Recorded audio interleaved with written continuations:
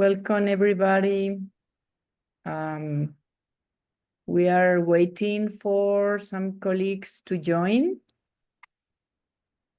So please feel comfortable. Welcome, Pak Bonnie.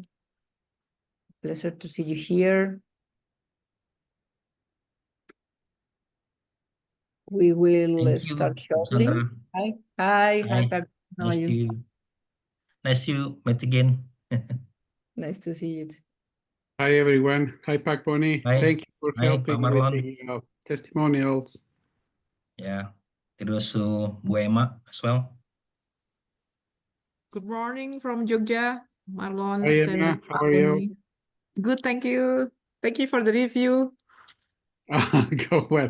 Let's talk on Friday. I think it's Yes, will do. Will I do. think it's Thank going you to be very much good. for It's the going to time. be a powerful TSA. I like it. I really like it. It's just a question of organizing a little bit, moving texts Yeah. and things, but you're on a good path. Thank you. Yeah, there's a Prof. Chatur here for us also. He's the man.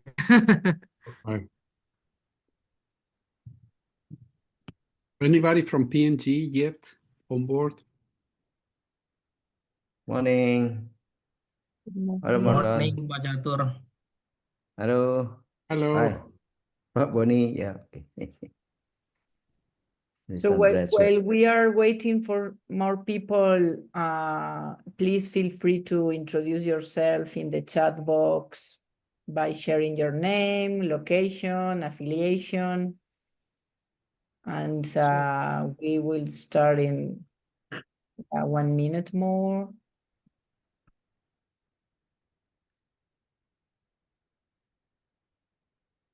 We are 13 people now.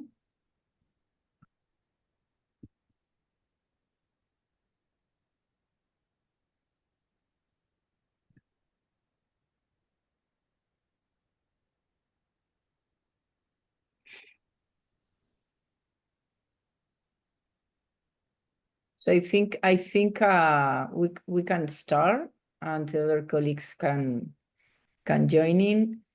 So good morning, good afternoon, and good evening, depending on where you are joining us from today. My name is Sandra Andraca, and I'm delighted to welcome you on behalf of the Food and Agricultural Commodity System community, the FACS community. So together with my colleague, Philip Flores. Philip, please feel free to say hello to everybody. Yeah, good morning, everybody. Good night for me. I'm joining from Quebec, Canada. So I'm Philippe. I've met some of you in person, some others virtually. So happy to see you here today. Thank Morning, you. Philip. Which part of Canada are you from? I'm from Quebec in Canada. Quebec? Oh. Okay. Yeah. We're more or less same timetable here. Yeah, 10 p.m. So we are pleased to host today's session, Unlocking Management and Investment Policies for Sustainable Sector Development, the Foundations for Applying Targeted Scenario Analysis, TSA. So, well, if you haven't done so already, we invite you to introduce yourself in the chat box. I see that some of you have already done it by sharing your name, location, and affiliation. So it's always wonderful to see where everyone is connecting from and who's in the room. I'm based in Costa Rica, so also a little late for me. It's 8 p.m. So this awareness raising and discovery event is organized by the FACS community under the GAF 7 Food Systems Land Use and Restoration Impact Program, FOLUR. Led by the World Bank. Many of you already know this program. And today is an opportunity for all of us to strengthen our collective understanding on how policy-focused economic analysis can advance sustainable development through the use of this powerful tool called targeted scenario analysis.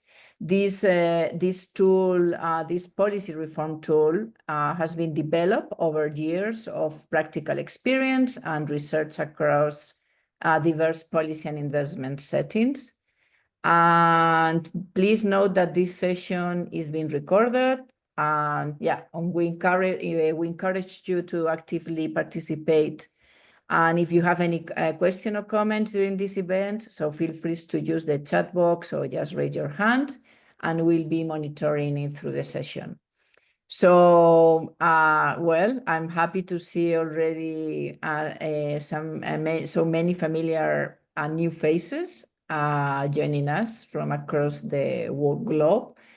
And without further ado, I'll now hand it over to Marlon, who will be leading today's session. Marlon Flores. Some of you may already know Marlon from previous work or events. He's the UNDP's Global Technical Advisor on Economic Analysis. So over to you, Marlon. Thank you so much, Sandra, and welcome everyone. I think we should start. I'm going to give you just a 30-second presentation. I'm a natural resources economist. I've been working with economic analysis since 2010 when we developed the first pre-TSA methodology. And ever since, we have applied it in over 20 countries and close to 30 TSA studies. And all of them are pushing for very interesting policy reform towards sustainable sector development policy.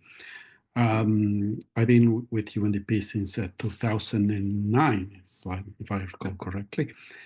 And I'm very happy to be here. And thank you for the opportunity for talking to you. So we have some a Mentimeter we prepared for you. Is a kind of a little survey. It has 3 questions, and Philippe, perhaps you can bring it up in the screen. Yeah. So we have 3 questions for you. The first one, it's one that you have to rate. First, they have to join the Menti. So maybe if you can. Oh, could you give them a little bit of time. And could you explain them how to do that, please? Yeah, so the instructions are in the chat. You just have to go on www.menti.com, and then there's going to be an 8 digits code that you have to enter to access the poll. So it's going to be 31121522. Information's in the chat. So please go ahead with that, and they're very simple questions. And after that, we can go straight into the matters. I think answers are coming in. Yeah, so we'll have to go question by question. We'll give it just a bit of time to see a bit who's in the room here, and then we can move to question 2.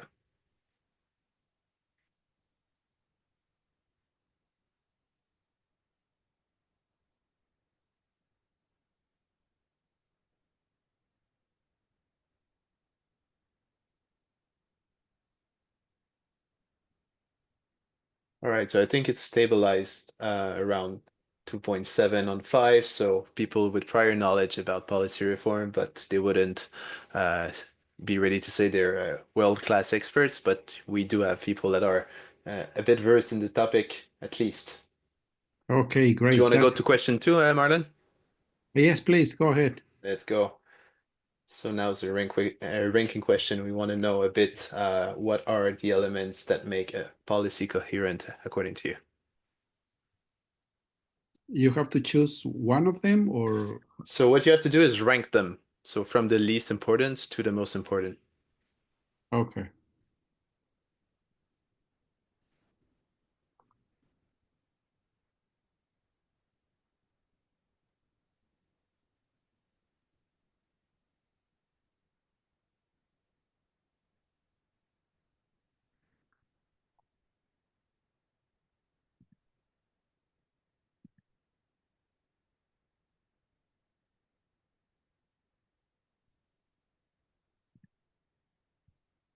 So I don't know if colleagues have followed. Yeah, so answers are starting to come in. Here you go.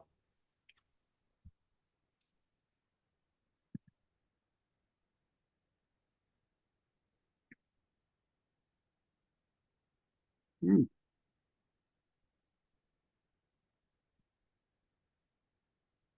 So do these results speak to you, Marlon? Does that make sense Oh, with what we're going to see today? just let me just look at it really quick. Yeah, well, it speaks tons. Yeah, that's very good. That's excellent. Awesome. So there's a last question, and then we move to the gist of it. Why is coherent policy reform more likely to be accepted and funded by public budget decision makers? And this is an open-ended question, so we're welcoming your answers here, up to 2 answers per person.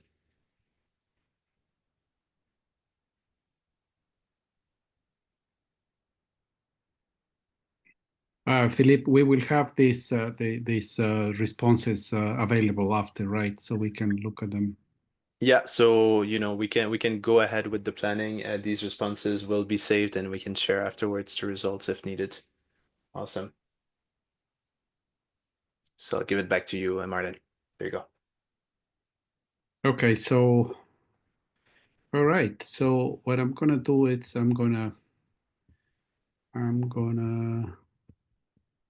well, now I have a lot of faces in the Zoom workplace, but how can I share? Oh yeah, share screen here. All right, so I think we can go into the first presentation.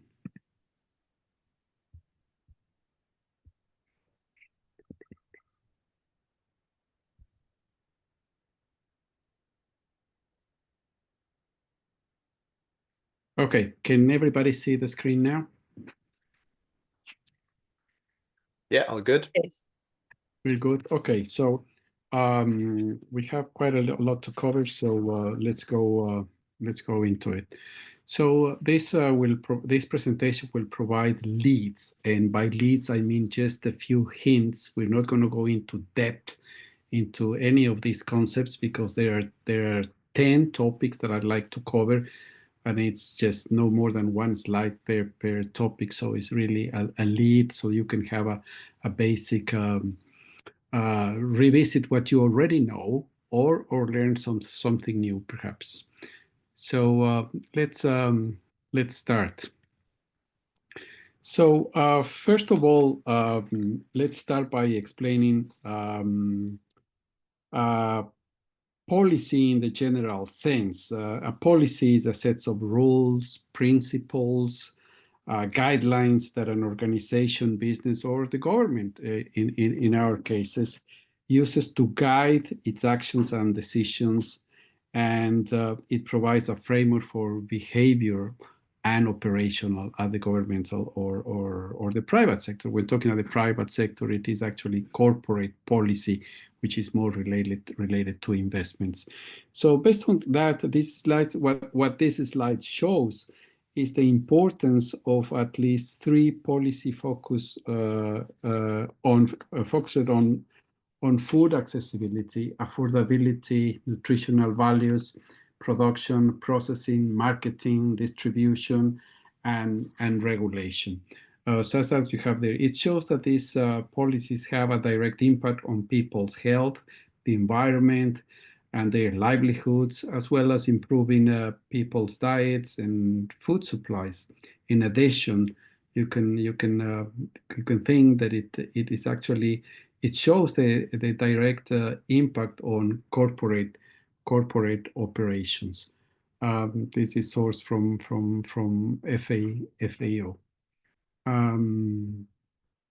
The next slide, it's actually you have here 3 graphs, which they all represent policy reform cycles. The slide shows 3 different graphs. They represent linear processes. They assume that the cycles are an optimal path with limited or no barriers that policy reform is going to be facing.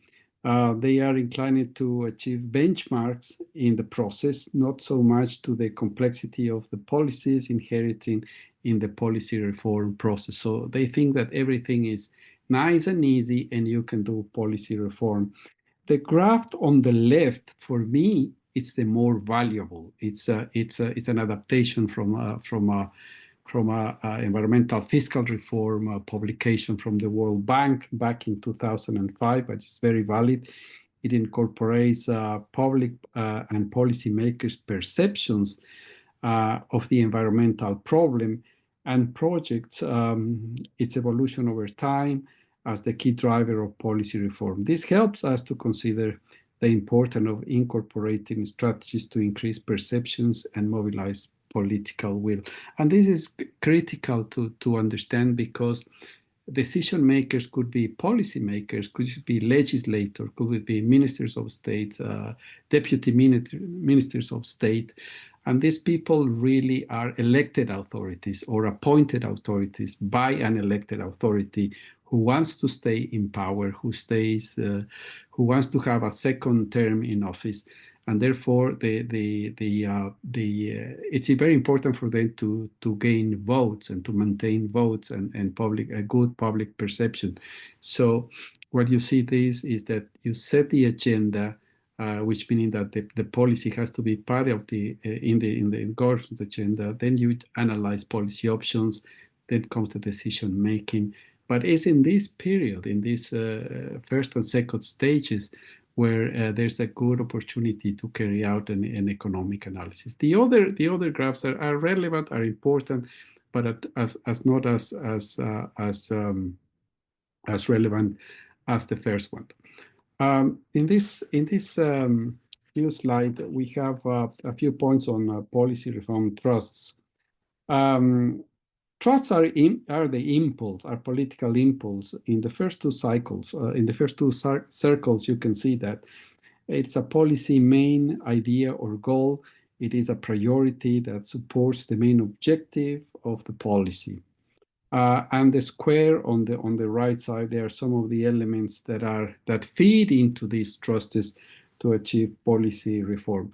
A good example of the complexity of these elements is what's happening in Malaysia with the National Agri-Food Policy 2021, which actually includes 5 policy axes. They're like 5 trusts of the policy. They are modernization and climate agriculture, strengthening marketing and product access, developing human capital, food systems sustainability, and creation of a good business environment. So this is also important for you to see.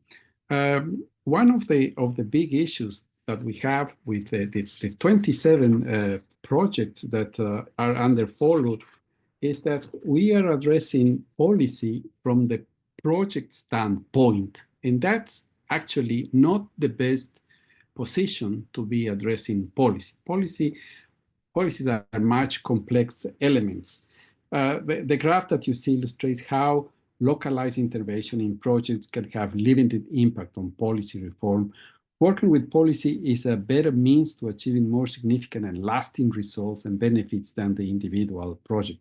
The right policy work addresses underlying systemic issues rather than providing typical project temporary solutions through isolated initiatives. Sometimes projects are too small in countries like Indonesia, Brazil, large countries, even small countries. It's very hard to achieve meaningful impacts just after a project is completed. However, combining macro level actions with demonstration projects is also it's a very good practice. What we have next here this slide shows compare the main obstacles to policy reform with the various intrinsic constraints that projects often have. And you can look at what are the barriers that we have and the limitations of the projects. Some, but not all, of the project's shortcomings go beyond its ability to influence. For example, political instability and government accountability. It's very hard for a project to address those elements. Accordingly, in addition to direct work at the macroeconomic level, for example, working on productivity, priority should be given to actions, benchmarks, and indicators that address coherent policy reform during the project design and implementation.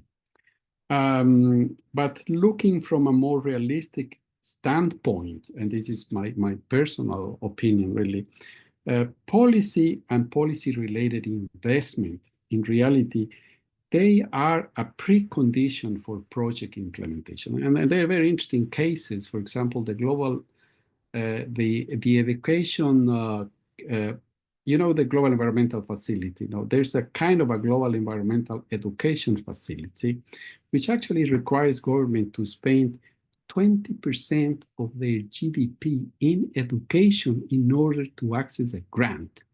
So that involves that the country has to have a very strong education policy, plus the budget allocated for that, and then you can access to a grant, so a large grant of over $100 million to actually implement several projects to improve education. In our case, that's not the case. We actually don't really establish any preconditions for operating our projects other than the typical co-financing that we discussed. So in this graph, I wanted to share with you and see that it is essential for our projects to prioritize political action. This table shows the regulatory quality index in the follower countries. This index represents the government's capacity to formulate and implement sound policies and regulations that enable and promote private sector development. The private sector is a key player when we're talking about follower, food systems, land use, restoration, and those related activities. So private sector is key for sourcing, processing, pricing, and marketing food. With a few exceptions, most follower countries score negative points in the table. So there are significant challenges for all follower projects. And if you look at Central Asia, Asia, and the Pacific, there's those ones that are with plus, they not even reach one score. It's a 0.7, 0.3, 0.66, 0.16. But that means that we have a significant challenge related to policy reform. And in this map finally, this health-related food policies map shows countries with economic policies, taxes, and subsidies, and mandatory regulations like labeling, front of pack labeling, for example. I added follower country projects to the map. So you see those red and yellow dots. You see that 14 out of 27 country projects, which is 50% of them basically, are implemented in countries without health-related food policies.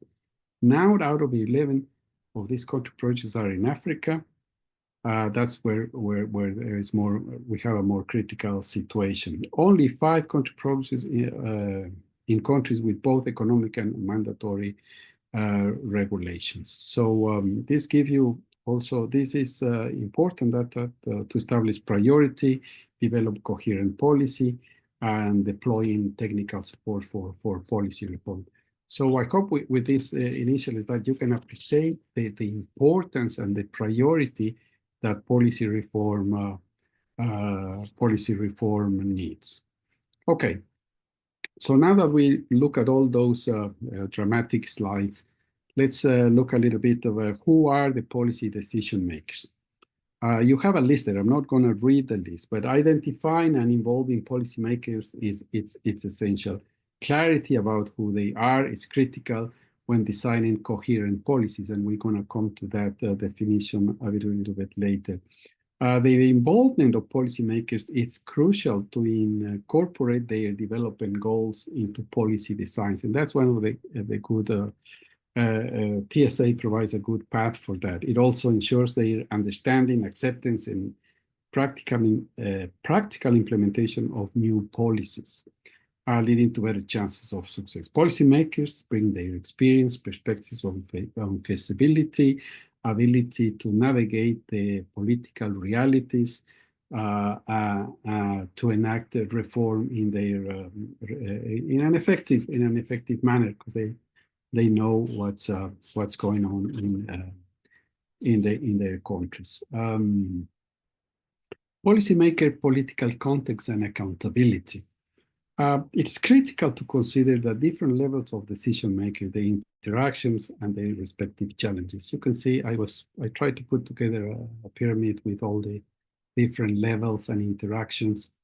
Politicians face short-term and unstable political planning horizon, significant lobbyist pressures, geopolitical competition. Take the example of Kazakhstan is currently involved in an increase in geopolitical trade competition with Russia, China, the United States, and the EU, and in Central Asia.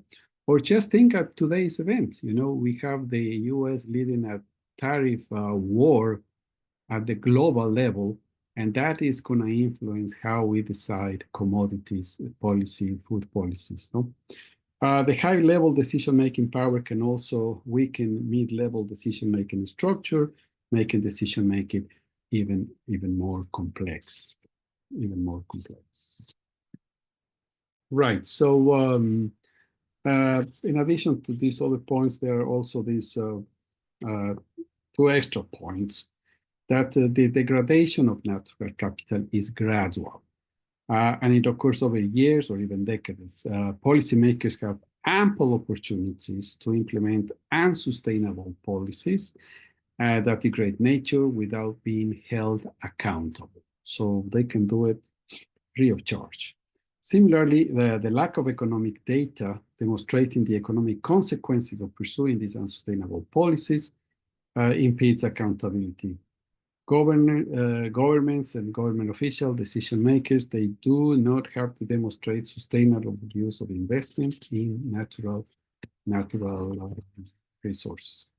Now, the next slide here, it's perhaps for me one of the most important slides that I want to share to you in this first part, and it's to explain what is coherent policy. We all know policy, we all talk about coherent policy, but once in a while, it's good to look back and think about, okay, what was the concept of coherent policy? What is it all about? So coherent policy, it's something that involves at least 5 different elements. Clarity on the net economic benefits. And net economic benefits relates to the levels at the society level. It could be at the district level, at the provincial level, or at the national level. Alignment with the policy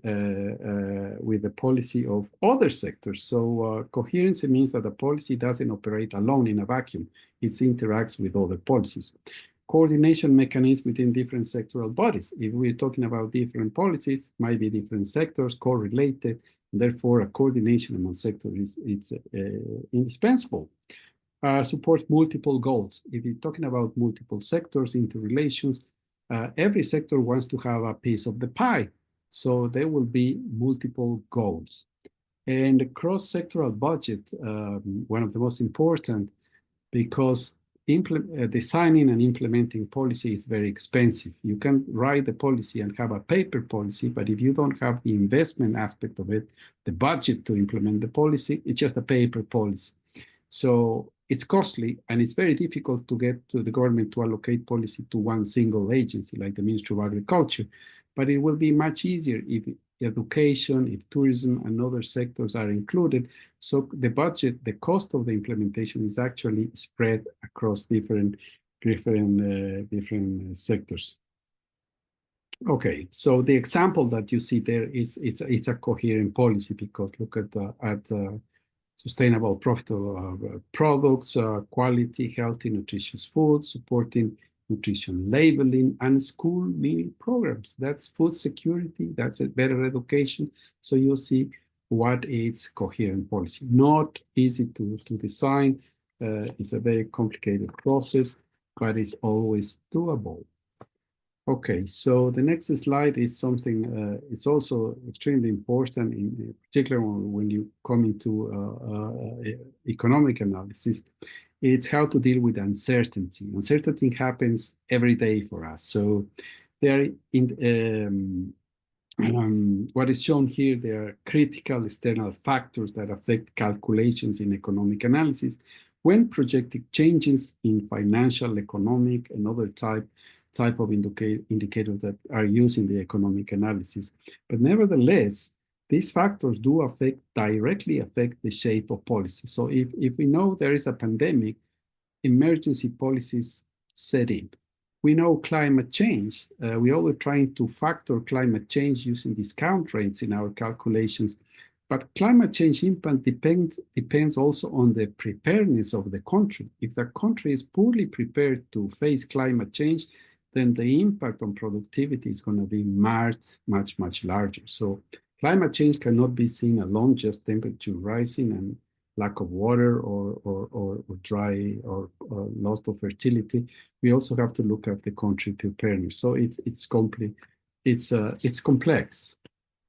So is economic analysis essential for success of policy reform? I will say yes. You have there 4 elements. It provides a structural framework for assessing potential economic gains, which is net benefits or losses if you're going to apply the wrong policies. Provides economic data, provides policy options for policymaker, and increases the credibility, legitimacy among recipients, the public, and stakeholders. So we're very close to the end of this first part. So now that we have talked about policy and the importance of economic analysis within, I wanted to show you a first glimpse of the TSA 5-step approach, which includes defining the policy, the decision makers. You capture the decision makers' objectives in the TSA by using policy questions, and then you also define the scope, whether it's geographical or political. Step 2, you define the BAU baseline and the semi-intervention. You select the criteria, indicators, and gather data in step 3. Step 4 is actually the economic analysis itself. And step 5 is based on the results of the economic analysis, where you prepare the evidence-based policy reform recommendations. So the main product of the economic analysis are not the numbers. It's the policy recommendations supported by economic data. TSA is not a standalone methodology. We're not advocating, UNDP is not advocating for TSA because it's a UNDP product. We have to use TSA if you are in a UNDP project. No, the idea is actually to look at complementarities. And here's an example. The World Resources Institute has developed different policy accelerators, which are used to build capacity, policymakers' capacity. You know a little bit of what is TSA now. So if you look, you will see in a following slide how these things interact and how it's much more productive and cost-effective to actually apply a combination of tools to be able to address the challenges of policy reform. And here is that last slide, I believe, where you see the different elements here. It's understanding the political environment and of coherent policy reform, which is what we've been talking about. And then you can use the economic aspect, the economic analysis. But then you also need to build the policymaker capacity, their individual capacities or their group capacities to carry out policy reform. And for that, TSA is not a tool for that. TSA is more an economic analysis policy recommendation based, center-centered. But then you need another tool, which is very good for that. As an example, I put here the World Resources Institute Policy Accelerator. So I see if we combine at least these two methodologies that are available for all forward projects, chances are that our policy reform components in those 27 or maybe less projects will do it, but to achieve a coherent policy reform that is more likely to be approved and financed so that it can be implemented. Okay, so with that said, that's the end of the first part, and I think we have a questions and answers section here right now. Yeah, thank you, Marlon. We don't have right now any questions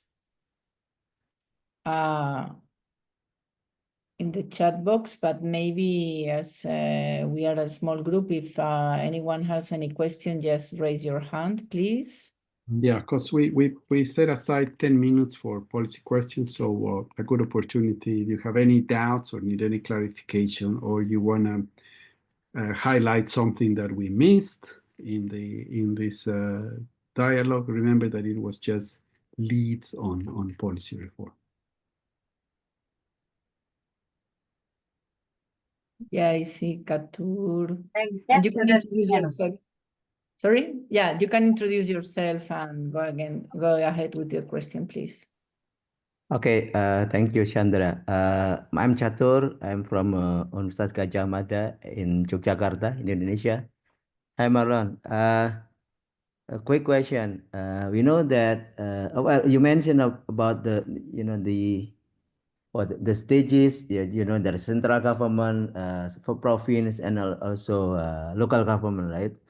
Even now we have also village government. Sometimes, they have their own planning, they have their own policy. I found that sometimes it's not conflicting, but when central government comes to the village, then they would, to become very strong so that their plan have to be implemented, and then conflicting with the local scheduling and also the local priority. How, with your experience, how we should manage that kind of conflict? Thank you. Yeah, let me see if I understood it correctly. So in this graph where I show these different levels of decision making, it's very general. So the policymaker could be the highest level in a country will be a president, which writes an executive order. And then you could have the secretaries of state or the ministries of sector and ministerial authorities. But then in most countries which have a decentralized system, you have the district, the provincial, you have the governors, or you have the state governors. So when I say here policymakers, this refers really to the highest authority within the scope of the TSA. So if the TSA, for example, in the case of Indonesia, one of them, it's in West Kalimantan. So then the high policy makers will be the top authorities at the district or the regional level. So and then you can work at that level because they have the capacity to implement policy reforms without going to Congress, without going to very complicated levels of decision making. So perhaps that clarifies the question. So it's perfectly all right if you have a different level of decision making. It could be even at the municipal level, a mayor with a simple municipal ordinance can change local taxation systems, can create incentives, can create payment for ecosystem services. Doesn't need to go beyond the scope of the municipality. So does that answer your question, or I misunderstood? Yeah. Well, if I can follow up with your response, sometimes the conflicts of scheduling is one thing that sometimes is conflicting because scheduling of the implementation of the policy, Yeah. sometimes related to the budget, and if the budget coming from the central government, then that might be challenging for the local government actually. Yeah. Yeah, my experience on that, it's well, we have a lot of cases. We have all the time we have those cases basically. So when you're talking about money that is coming from the central budget, and let's say right now we are in the month of May, at this point the budget for 2026 it's already advanced or is already decided. So when you're talking about central budgeting, you have to think like 2 years in advance. So whatever policy proposals that you do, that you're counting on central budget transfers or appropriations, you have to think about today, you have to think about 2027, because it will be in 2026 or at the end of 2025 where the 2027 budget start being discussed. So yes, so programming it's very, very challenging. So what I will add to that, and I don't have that slide here, but we can talk because we are working together with the Indonesia team. We can look at there's a very simple mechanism to program priorities based on on financial resources availability and complexity. So the more complex the policy reform it is, you're going to need probably more resources, more time, and it's likely that you're going to need resources from the central level. So those are big, complicated reforms that you have to start working right now because it's going to take time. So those are the ones that I will classify, as you said, that are more difficult to program. But then you have the low-hanging fruits, those raw fruits that you can reach your arm and catch them and grab them. And those are that you can finance locally with donors or just district level development or taxes. But there are ways to program depending, obviously, on the type of policy reform that you propose. At the end of the next presentation, I have I'm using a draft policy recommendation of the TSA in Indonesia, which are discussing right now. We're discussing, we will be looking at that on Friday. And then we can think about what you were referring to, how to program that, because that's a big challenge. Marlon, we have 2 more hands raised. I don't know if you want to take these questions or we move to your presentation and then we take if there's time, we can take one more at least, but if not, if we can do it quick. Okay, so I will say, Godwin, if you can go ahead with your question, and then Deva, we can keep your question by the end of the next presentation, if it's okay for you, or you can type it on the chat box. Yeah. Please go ahead, Godwin. Okay, I think as also said, I'm based in Indonesia, so maybe a little bit follow up on Chatu's point. I think the one point that Chatu also pointed out to is sometimes the challenge between in Indonesia we experience where the government is very supportive of oil palm expansion and use, while some districts may actually be in favor of protecting indigenous territories and actually more in favor of cocoa, where you have the big national policies sort of making the progressive local initiatives less viable. Another observation in Indonesia is sometimes donor organizations, civil society, international NGOs have been quite successful, I think, in Indonesia with major policy changes. For example, in relation to the timber industry, had to get it better organized and standardized to sustainable operations and forest management units. However, then, as you also pointed out to some extent, there's no budget made available for the rolling out of that very progressive policy, making it very difficult for the actual implementation and impact which is needed on the ground. One point that maybe that comes up in your next presentation as well. how to deal with the different scale. If you look at national policymakers, Indonesia, they're looking at whatever 170 or so million hectares. A governor would be looking at maybe 10, 20 million hectares, while a district head may be looking at 3 or 1 million hectares. So they have different considerations in considering how to set policies looking at those vastly different scales. Have you any in other countries, or have you brought it up, for example, in the Indonesian context with the national government to put that on the table and discuss how national policy making may influence the lower tiers of government? Yeah, well, it's there's no short answer for that. So one, and just because of time, really quick, one option is it's really to it's again, you know, the question of programming and making sure that whatever you're asking or the resources are needed are programmed in a way that are planned well in advance. The other one is, which is probably missing, and perhaps is more important, and when you talk about a large scale, a big number of hectares, is that NGOs and donors, yes, of course, they have been successful at providing resources and pushing for this process.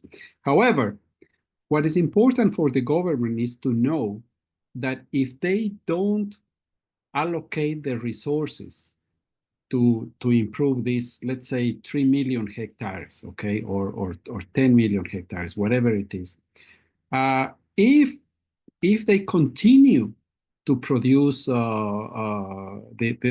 continue with the business model in the palm oil sector that they have right now, in 10 years they're gonna be losing $30 million or $40 million or more. So they need to have that information, because it's not enough to say that the environment is going wrong, that we're losing biodiversity, we're losing forests.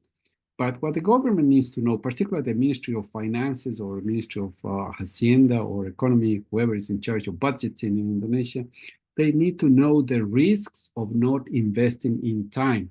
So if you say that in the next 10 years, if they don't provide, I don't know, $20 million to improve 3 million hectares of or transitioning to polycrops like cocoa or palm oil or some more sustainable model, they're going to be losing something in the order of the $50 to $100 million.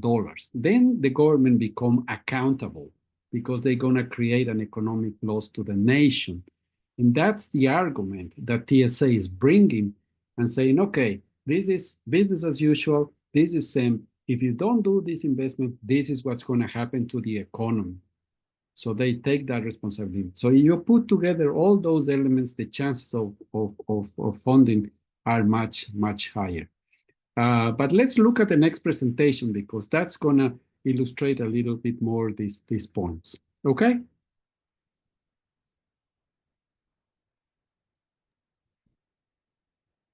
So, Go ahead, Marlon. Yes. okay, so now I need to stop sharing to start the other one, I guess. Or one second. Are you still seeing my screen? Not at the moment, Marlon. Okay. All right. Okay. So let me just close this one and go to part 2. Yeah, it's coming now.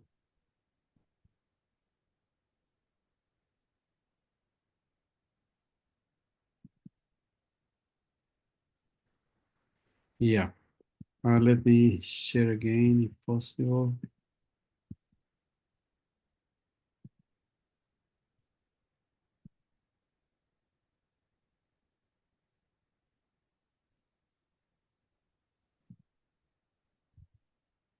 Okay. Do you see it?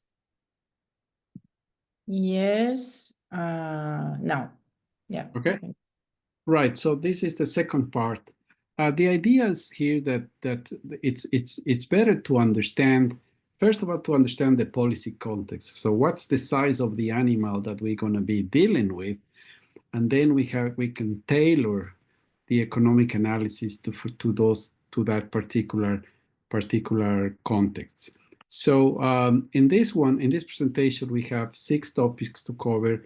Decision makers information, what do they need, which is part of what was the colleague was asking me before. What is the TSA, the 5 steps, the overview of the TSA process, the implementation process, and advances at the global level. So what information decision makers need? And that is economic information, economic analysis as an input to assessing public policies. They need impact indicators, and those can be measured in different ways, like with quantitative indicators, like qualitative indicators, equity, quality, quantitative indicators like number of jobs, number of hectares, and quantitative monetary indicators. These are very, very important for the government, like net income, net benefits, tax revenue, exchange value. They're also like inflow of hard currency, which is called foreign exchange. But remember that not all policy analysis require economic valuation, but economic valuation makes sense only when there's one or more specific policies that are being analyzed. So if you have a specific policy like palm oil, cocoa policy that you are analyzing, then economic analysis it's relevant. So in addition to that, there's decision makers wants to see, they will benefit of looking at continuous analysis over time over at least 2 alternative interventions. They want to see impact comparison, not only the indicators that I mentioned before, but we need to compare those indicators applying the BAU and SEM scenarios. With monetary and non-monetary indications, and the narrative, which explains who is it for, how it was generated, how the information was generated, assumptions, sources, uncertainty, level of trust, all other things that make information more reliable. So what is a TSA? It's an innovative economic analysis approach that captures and presents the information for policy decision-making, incorporating the value of ecosystem services as an input to policy. So we don't evaluate forests, we don't evaluate water, we don't evaluate animals, we don't evaluate the ecosystem services per se. What we evaluate is their contribution as an input to productivity. So as inputs like, labor, for example, is an input to productivity. But ecosystem services need to be accounted, and that's what that we do. So the final product, as I mentioned before, it's a set of policy recommendations supported by economic data from monetary and non-monetary indicators. We balance the way we present the pros and cons of continuing the business as usual practices, which are normally unsustainable, and the shift to more effective sustainable ecosystems management, which is SEM. This is a name that is going to be changed, sustainable ecosystem management, to something more clear. We are at the moment developing the 2.0 methodology, which will be available in September. It will incorporate all the lessons that we have learned from past implementation. So what is the business as usual? It's a dynamic status quo in which decision makers follow their usual historical trajectory. Does not account for the value of ecosystem services. It results in high-level short-term profit, but profit decreases in the long term. There's no sustainability. And because of the degradation of ecosystems, benefits, particularly economic benefits, which are the more important for the government, will reduce in the long term. The proposed scenario, sustainable ecosystem management scenario, is where actions are taken to reverse the negative impacts of the BAO system. But it's good to clarify here that not all BAO systems are bad. For example, just take the case of Indonesia. You have a number of good policies that are orientated to improve what you call in GAP in the analysis, good agricultural practices, and also the compliance with the Indonesian sustainable palm oil and all the value chain certification. So those are very good policies, but they have not been implemented for lack of resources or perhaps political will, probably is lack of resources. So when we talk about BAO, not everything in BAO is bad. So I will say that Indonesia, with their sustainable palm oil policy, for example, it's in a transition from BAO to SEM. You need to put more emphasis on the investment policy because now it seems that you do have the management policy in place, but there's no investment to implement that policy. Okay. Under SEM, production, consumption, account for ecosystem service management, and production is not threatened by the degradation of natural resources. What is the added value of comparing two alternative policy interventions? Decision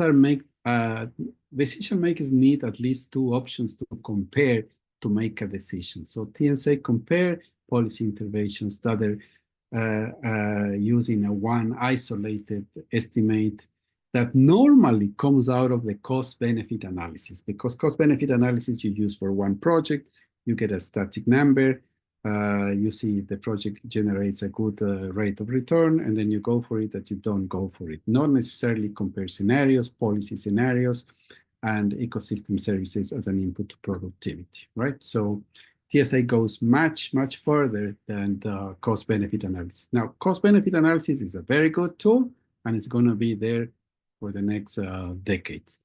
But only by comparing the value of alternative path can the value of an action plan be judged in its entirety. No? Decision makers face the relative merits of the two courses. I already mentioned that.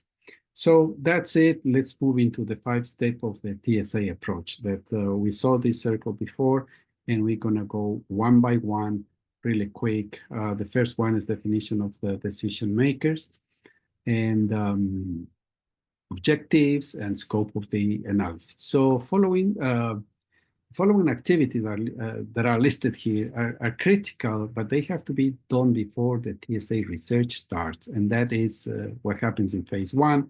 You have to identify the decision maker or decision makers. Like now methodology says that there should be one decision maker. We're changing that because of the concept of policy coherence that was missed in the previous methodology.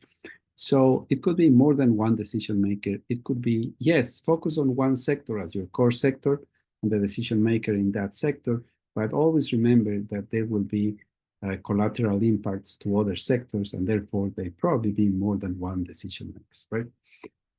Capture their objectives for the analysis. We do that through the policy questions. Together with the decision makers, define the scope of the analysis, spatial, temporal, and regulatory scale. And also during phase 1, you need to have the first assessment to identify available data, and that you do because as from the terms of reference or during the inception workshop of your TSA study, you already had some draft criteria and indicators, so you could assess actually the availability of data and gaps. Now I want to share a few examples of questions that capture the decision makers' policy objectives. The first one is about the financial losses. Remember that financial losses refers to the individual, the producer losses, the individual producer, the smallholder, or a company, or a cooperative, something like that, right?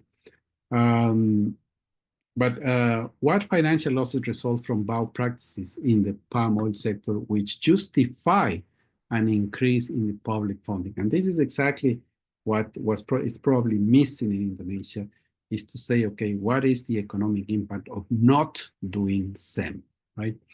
The second one is about net benefits to smallholders. Net benefits is about the societal level. So it's not at the individual level, it's at the district level, aggregating all the benefits of all individuals, all companies, all association of producers, plus all the benefits like taxes, foreign exchange revenue, etc. Well, you can look at indicators. We can look at indicators after that. The third one is about return of investment and expanding access to credit. So these questions are something that has to be included. Like in the case of the TSA report that we are reviewing in Indonesia, you actually have the responses to a lot of questions there, but the questions are just need to be a little bit more specific under the big question that you already have. Here's more example of questions related to trends in changes in production costs, again, net benefits, how the net benefits are distributed amongst most vulnerable groups, the cost of transitioning from BAO to SEM, and how those costs are distributed among all stakeholders. Like you changing from BAO to SEM, how much it's going to cost to the smallholder, to the company, or to a cooperative. We look at that at different levels.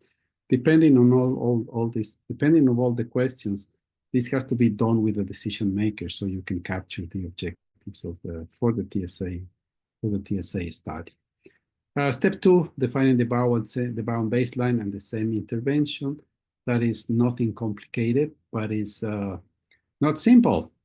Experts usually agree on things such as eating healthy food is good for your health. Yeah, we all know that. But how about the details? What if you eat more protein? What if you eat more vegetables? What if you eat if you drink more water, with fats or without fats? So that's the problem with the BAO and SEM. If you're in a workshop and a startup workshop for a TSA study, you're going to have 30 participants, and everybody's going to come with a different detail. But we have to be very, very conscious about limiting criteria, limiting the number of indicators so that the study can be more focused, more realistic. Here's an example actually of West Kalimantan.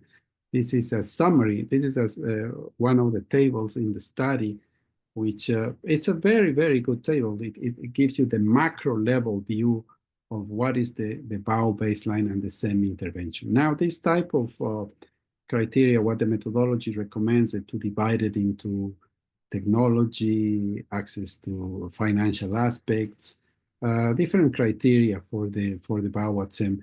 But you can still have a very simple table, which under the BAO column, you have the current situation, and under the SEM intervention is what you would like to see. What's your vision in 15 years from now? And what are the things that you need to achieve that? So it's nothing complicated defining the BAO and SEM because there's a lot of information available already. Step 3, selection of criteria and indicators. Criteria and indicators, they are principles that are used to judge how BAO compares to SEM. Remember, there's always a comparison here, and that's what cost benefits analysis doesn't do. Each criterion requires one or more indicators that can be tracked and measured over an agreed upon time period. 5 categories we normally use: financial, economic, employment, equity, and justice.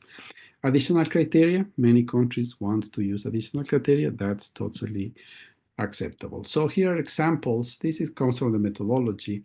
And here, for example, what is missing here, you have here, for example, go down to the table, which says equity and fairness. It says ratio of income by gender, okay?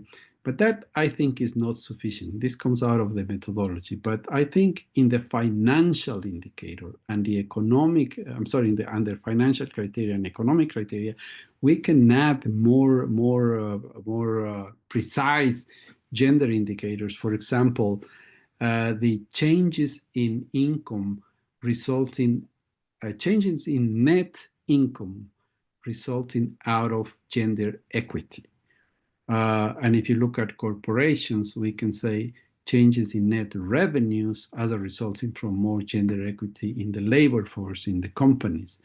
And under the economic criteria, we can talk about how gender equity impacts, how increases in net revenues increase the net benefits at regional level by introducing more gender equity. So we can actually turn gender indicators into a monetary indicator, which I would love to see here.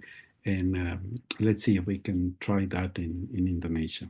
I have a proposal. You might like it, you might not like it, but we'll talk about that. So there's the criteria and the indicators. Changes, what changes are projected here using these indicators, right? So what happens, what changes over time? Each indicator has to be analyzed separately. So there should be a graph that compares BAO and SEM for each indicator. If it's necessary, you can do additional economic valuations. Remember that TSA is not a mandatory, that TSA and nothing else. TSA, I put it in red there, it's a data aggregator. So if you have a cost-benefit analysis report, if you have a willingness to pay analysis, if you have a total economic benefit analysis, if you have an opportunity cost analysis, whatever analysis you have done on ecosystem services, even if you have done a forest valuation economic analysis, TSA can use that data to strengthen the construction of BAO and SEM scenarios. So TSA is an aggregator. TSA does not eliminate. If there's some information that is useful that comes from a different type of evaluation, we will use it. We will use it to make the BAO and SEM comparison better. And we have to be careful with uncertainty, because uncertainty comes in many different ways. And you saw uncertainty in the previous presentation. It's a very complicated matter to handle, but again, we're used to maneuver those waters. Step 4, we coming to close to the end of the presentation. Economic analysis, construction of BAO and SEM comparisons. So here are some considerations that are important. I don't want to read all of them because this is a pretty long list. It's a very packed slide. So remember that the future is never exactly like the past. So you cannot extrapolate past patterns or relationships, because they will not provide the reality of the future. Like sophisticated, complex models fit well with past data, but they do not accurately predict the future. So if you continue the BAO pattern, you can project what will happen if you continue with BAO in the future, but you cannot use that pattern to develop to project SEM, because SEM is something new. You're creating SEM, and then you have to develop a different projection line using different data. So, and here's other recommendations that are important. And as you can see from here, what important message here is that the TSA is a very participatory process, where you not only that you work with data, available data, secondary data, but you also look experts' opinions, specialist opinions, individuals, and they all have their value. The information is valued, and there's a place for that information in the analysis. One important thing that I want to share with this analysis is this is something that is new to TSA, and I really want to see something like this happening in TSA. I hope that in the future, in the next future, we can construct this type of graph, which tells you, for example, this is just an example, like climate change impact on ecosystems and livestock productivity. So this is about livestock productivity. We constructed this for a TSA in Cuba, where we were looking at the livestock sector. So we see if you go to the second red box from top to bottom, it says impact on ecosystem degradation on livestock production. And then we really managed to disaggregate it using a model developed by a study in 2016.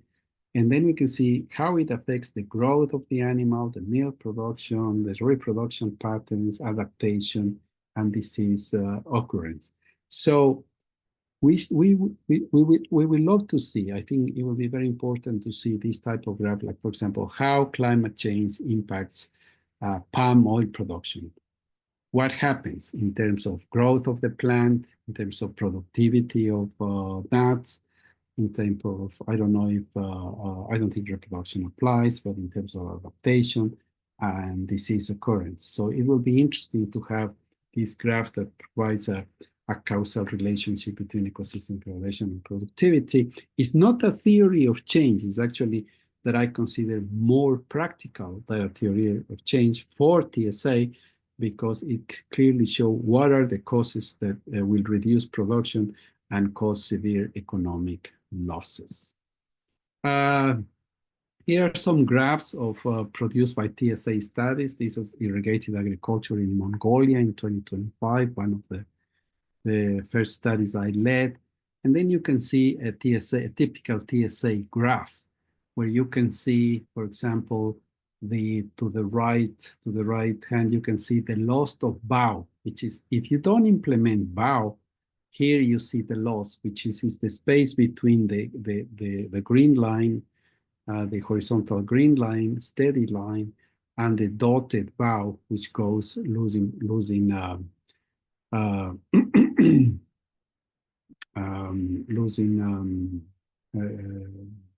productivity, measuring in millions of the Mongolian money. So this is what it's important when a politician see this type of graph and see the amount of money that they're going to be losing if they don't implement vow. Then the moment that they have shown, they have seen, they have the implementation, remember that they become accountable for that loss if that loss occurs. Here's, this is in Uganda last year. Because of climate change, you see that bananas productivity will decrease both under bow and SEM because of the impact of climate change. So even if you do SEM, you're going to lose money in the end. And this is not because climate change. This is because Uganda, in that particular region, in the Kisoro district near the Bwindi National Park, they have zero preparedness for climate change. So if climate change impact, they have no resources to take actions to mitigate the impact. And therefore, the losses will be much more significant. So it's not just climate change. The next one. If you can please speed it up, because we have 50 minutes left and we will later hear also. Okay, thank you. Thank you, Sandra. So here's an example of Indonesia about net income. You can see the curves of PAU and SEM, the differences, the gain and the losses. These are the typical graphs of TSA, of the economic analysis in step 4. And finally, step 5 is we prepare and present the recommendations based on the TSA results. We also present a policy brief, which is a 3 to 4 page document. Here is an example of the cover of the policy report of the Tian Shan Mountains in Kyrgyzstan. We did another study on livestock there. And that is something that is very handy for politicians because they have the big information, the big numbers, the big risks are depicted in that document because the TSA report it's a long report. So here's also a recommendation that came from the West Kalimantan, Indonesia, which I think it's a very, very, very good recommendation. Needs a little bit of tweaking there to make it more clear, but it is the type of thing that you can say, if you don't invest, you're going to get so many millions of dollars lost. What you have to do is this, starting with this change in policy. And this is what we want to see in the recommendations, together with the numbers that will tell you what will happen if you don't do this, you take this type of action. Last slide, I believe this is, it's the TSA process. It's the 7 to 12 months, more or less. You have there, it starts with the TSA inclusion in a project, negotiations, implementation, peer review. On the red line below, you have the technical introduction and design, the support, definition of terms reference, quality control, recommendation, negotiation, implementation of TSA recommendation. Important here to know is that technical support that UNDP food systems units provide technical support for preparing and designing the TSA, implementing the final step, and preparing policy briefs and policy implementation roadmaps at no cost. So we have the resources to provide you this technical support to develop TSA studies, to apply TSA studies, right? What else? That's the map where we are. You can see in Asia, we have Kazakhstan, Mongolia, Kyrgyzstan, Indonesia, Thailand, Azerbaijan, Georgia might be consideration, maybe not. Countries that are implementing TSA, and you see the map distribution. So we are making good progress with TSA. The value added of TSA, I leave that. You will have the study available to you after the presentation. And that's the end of the second presentation. And thank you so much. And now, I think, Sandra, maybe we should, or Philippe, we should move to the testimonials, but Pak Bonnie, and then if there's time, we can take a couple of questions. Sure, I think Pak Bonnie, maybe Marlon, if you can stop sharing your presentation, and Yes. please, Pak Bonnie, if you have, yeah, if you can be quickly, sorry, we have 10 minutes left. So please, Pak Bonnie, go ahead.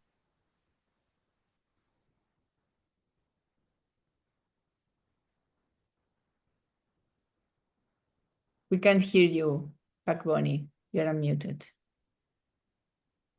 You're unmuted. Still. Yeah, this is Yeah. my turn. Okay. Good. Thank you, Sandra, and thank you, Marlon.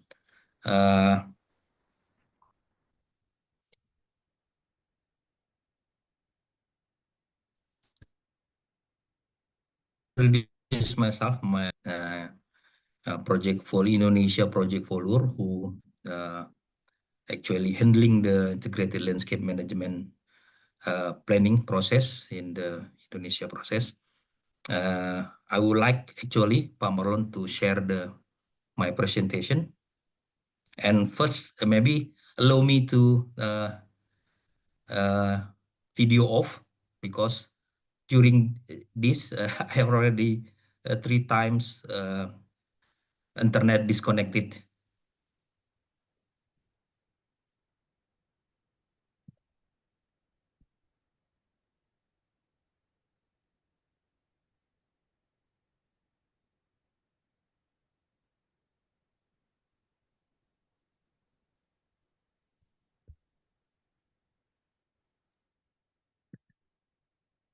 Thank you, Pak. We can see your presentation, but maybe if you can put it in presentation mode.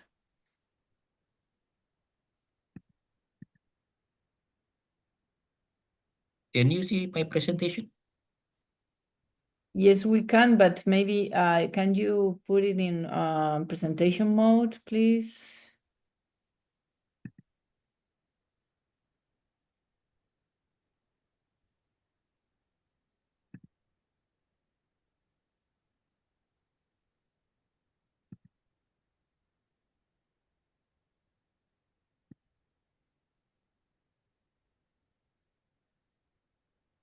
Is it okay? Not now. Now, can you share your screen again, please? Sorry. We cannot see it now. We had your screen for a Oh. minute. Now it Yeah. seems like it's booting up right now. I think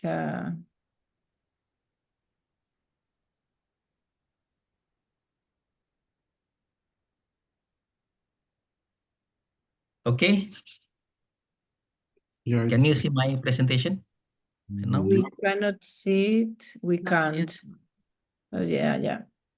Oh, really? Yeah. But Yeah. Yes, now, yes. Now, yeah. Sorry, the internet is, I think, limited bandwidth because we are in Bogor now with the same event to set up the second quarter of a work plan with the government institutional. So I just focus on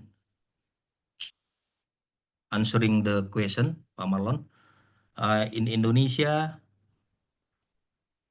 TSA study have been implemented in 3 provinces, Aceh, North Sumatra, and South Sulawesi, and continue to West Kalimantan and South Papua. So Ibu Emma and Pak Catur is one of the ongoing progress TSA in West Kalimantan province. And the political importance of this study, actually, policy alignment and reform. TSA study directly inform the provincial policies by providing robust evidence-based comparison between BAU and SAM scenario. Step in TSA study are maintained actually to the public consultation with decision maker and other stakeholder, from scoping issue, defining BAU and SAM, constructing criteria indicator until TSA study and TSA result. The discussion will be based on the stakeholder document and regulated planning as well as the perspective of the future planning. And the second one, stakeholder engagement and consensus building. TSA process involve extensive stakeholder consultation, including government, private sector, and local communities to ensure the policy recommendation are grounded and in local realities and have